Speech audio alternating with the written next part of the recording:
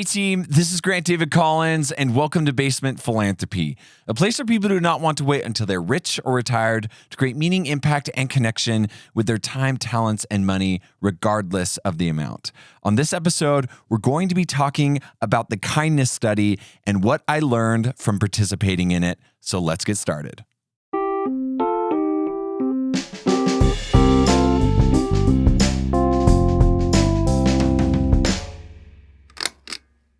All right, this last week has been a really interesting experience for me to go through implementing the kindness study that we talked about in last week's episode. So if you haven't had a chance to listen to that episode, I've linked it in the description. Go and check it out before you listen to this one. It's not necessarily mandatory. You'll still get some good stuff out of this one, but I think the other episode will get you in the mood. So go and check that out. So what I did, just a quick recap. This is kind of like when you're watching a TV series and it was like last time on That's what we're going to go through really fast. So we talked a lot about kindness last week, and I mentioned a study in that podcast. And at the end of the show, I invited all of us to participate in that study together. And today I wanted to go over the results of what happened to me because I learned a lot of really interesting things, and it was just too good to pass up as far as an episode was concerned. So we briefly talked about the study, but I want to just rehash a little bit about what the parameters were, what was really discussed in that study, and talk about the actual experiment that the researchers did, because we really didn't get too deep into that. So let's dive into that really fast before we talk about what I learned. So just as a reminder, researchers Dr. Lee Rowland and Dr. Oliver Curry from Oxford University wanted to test two things about kindness. The first was if you proactively give, or if you are proactively kind for 7 days, does it have a measurable effect on your happiness? And the second thing they wanted to test was, does the type of kindness matter within that happiness movement? Meaning that if you have different relationships or you have different experiences within certain kinds of kindness, does it make an impact? And the four areas that they broke this kindness down into are kindness as it relates to strong social ties. So let's think of like family or friends. Weak social ties, these are people that are strangers or those that people hardly interact with, or novel acts of self-kindness, and last but not least, observed acts of kindness. And so essentially what the researchers did in this study is that they randomly selected a bunch of people to be assigned to each one of these four groups that I just went through. And so for 7 days, the participants were asked to do at least one act of kindness within that domain. And in order to measure whether that worked or not, they took a happiness survey at the beginning and then at the end. And that's how they corroborated this research and put it together. So before we jump into the results of that research, both in my life and in the research itself, I want to talk about the 7 things of kindness that I did. Last week, I talked about that I was going to write these down and share a couple thoughts that I had about each one of them. And so if you're watching the podcast, you'll see that I have this little piece of white paper I'm holding up in front of me. And on it are the 7 blurbs. And I want to go through this for a couple reasons. The first is just to share my experience with you.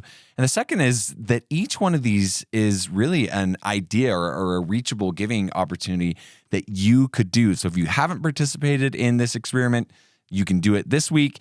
If you need some ideas about just being kind and interacting around this topic, you can get those ideas from this.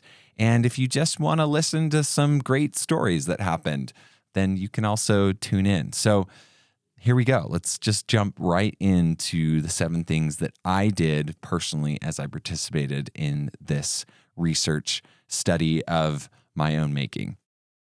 Okay, so the first thing that I did was I was scrolling through social media, and I saw that one of my friends who is a teacher was doing a fundraiser to buy some books for the upcoming school year. And for those of you who have listened to the podcast for a while now, you'll know that this is something that I'm very passionate about. I come from a family of teachers.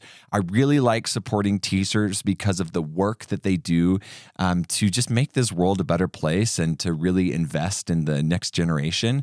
And so it was just like a kindness opportunity sent from the universe.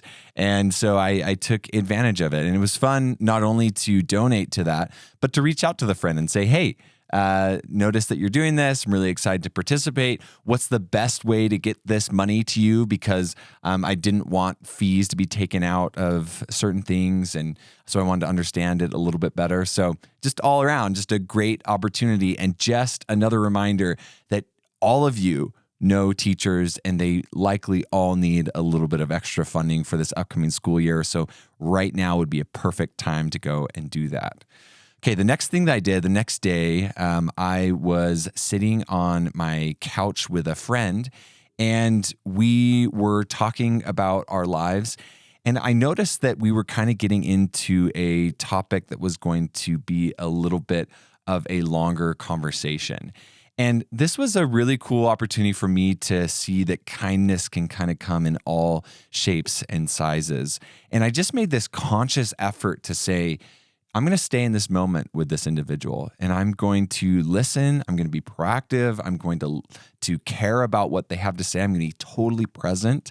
And that is what I'm going to do for kindness.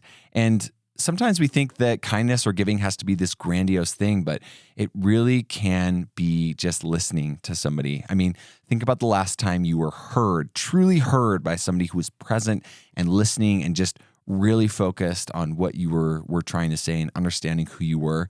You know, listening is underrated. So that's what I did for the second thing.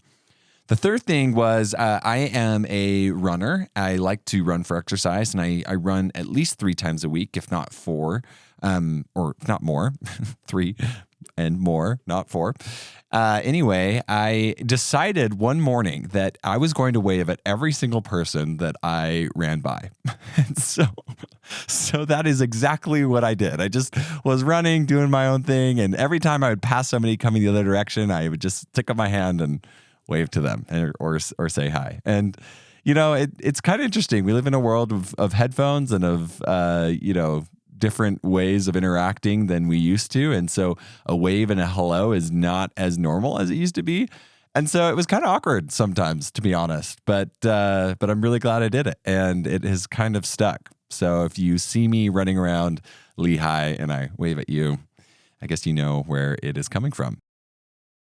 Okay, the next one is my sister has a dog that I'm very close to. I am her dunkle. That is a real phrase. I didn't just make that up, or maybe I did. But anyway, I've known this dog since she was a little pup, and I really just love spending time with her. And my sister, who is also a teacher, was getting ready for her school year. And so I took the dog for a day so that she didn't have to worry about the dog being at home alone for the entire time because it's been the summer and she hasn't really had to do that. And on the way back, I took the dog down to my parents' house to hang out down there, and she needed a picture.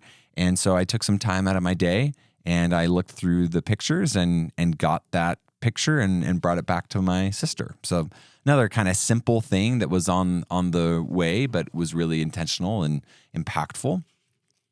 Okay, the fifth thing that I did was in last week's episode, I talked about the kindness that people showed to me when my car broke down. And one of those individuals who gave my friend and I a ride, I wanted to do something special for her because it was just such a big lift that she did on her end. And so what I did was I got a note card and I wrote down just a simple, kind message, just thanking her for what she did. And then I did a little bit of research. I went behind enemy lines or undercover, and I asked a friend to tell me what her favorite restaurant was. And so I am in the process of getting that gift card dropped off to her. I was going to mail it, but then I decided I'm going to be near where she's at. So I'm just going to drop it off on her doorstep later this next week. Okay, the sixth one is that a friend of mine reached out who was going to be giving a talk at a presentation thing here in the local area. And she wanted me to come and support her. And there were a lot of things that I was thinking about doing that evening, and I didn't know if I could make it. And then I just was like, you know what? Like, I really appreciate when people come and support me at these types of things. Like, I want to go out and do this for this individual. And I did. And it was an incredible time. Like, what she had to say was so relevant. And also it was just fun to be outside myself for an evening and care a little bit more about a person that I really enjoy being around and I'm really good friends with. And so it was awesome. It was a beautiful evening. Okay. The final thing that I did was maybe the most impactful one. And it is arguably the most simple. So it is the last day of the experiment, and I hadn't figured out what I was going to do. Something had fallen through that I had originally planned, and it was kind of getting later, and I was just sitting around, and this song by Ben Rector came into my mind. And there's a line from one of his songs, and he says something to the effect of, stay on the phone with your mom for a little bit longer because it's probably half as long as what she would want. And instead of, doing that, because I wasn't on the phone with her, I decided that I was going to send her just a quick text message. And it was just one of those moments where I realized, man, I just don't do this enough. Like, I just don't tell my parents that I love and care about them. And I'm so grateful for what they have done for me in my life enough. And I don't really do that enough for people in my life in general. That's kind of the general consensus that I felt as I went through that particular part of the experiment. So those are the things that I was involved with over the last 7 days to be involved with my own little iteration of this study. And before I tell you what this meant to me, I want to read the conclusion of the actual study that happened. Researchers said that performing kindness activities for 7 days increased the happiness of the participants. Additionally, the more kindness that one does, the greater the increase in happiness, meaning that if someone did more than one thing a day, they were happier because of it. Neither effect differed across experimental groups, suggesting that kindness to strong ties, to weak ties, and to self, as well as observing kindness, have equally positive effects on happiness. And what I can say about myself as I participated in my own research here, as far as kindness was concerned, is that these 7 acts of kindness had a profound impact on me. I'll give you a little bit of context around how the last 2-ish weeks have been in my life. They have been an absolute roller coaster with some personal things, with some things at work, with just some, I don't even know how to describe it. It's just been a crazy couple of weeks. And I had such a beautiful experience going through this process of making sure that every day I did something kind. And what I will say about what happened to me was that on the roller coaster that I went on in my life over the last couple of weeks, what happened as I started to introduce kindness was that roller coaster started to mellow out. That these high highs and low lows turned into more of this just small linear progression as far as happiness and being able to deal with the ebbs and flows that life throws at all of us. And I think that was a really profound insight for me. And really what it came down to was that if I had just been going about my normal day-to-day without doing this, I think I could have gotten even more focused on myself and just started to spiral. There were enough things that happened all kind of at the same time that, in a normal circumstance, I think that could have very well happened. But this last week, as I went through just making sure that I was intentional about these interactions, I am at a really good spot. Like, I'm still working through things. Like, it's not like all of a sudden my days are just unicorns and roses, but I'm at a really good headspace. I feel like I'm able to address each one of these things that I am currently facing. And that is something that I believe can be your experience as well. So just another quick invitation to get involved with this experiment for yourself. I will leave also in the description a link to the research if you want to go check that out. And, it is such a simple thing, and it really doesn't take that much time and effort. And the results have been just really cool. I feel like I'm on an infomercial right now. I am not selling the sham wow, unfortunately. If you don't know that reference, then I don't know what to tell you. Type it into YouTube. Well, team, that's it from me. Let's go out in the world and create good with our time, talents, and money together. And maybe think about putting a little bit more kindness into our everyday lives. Talk soon.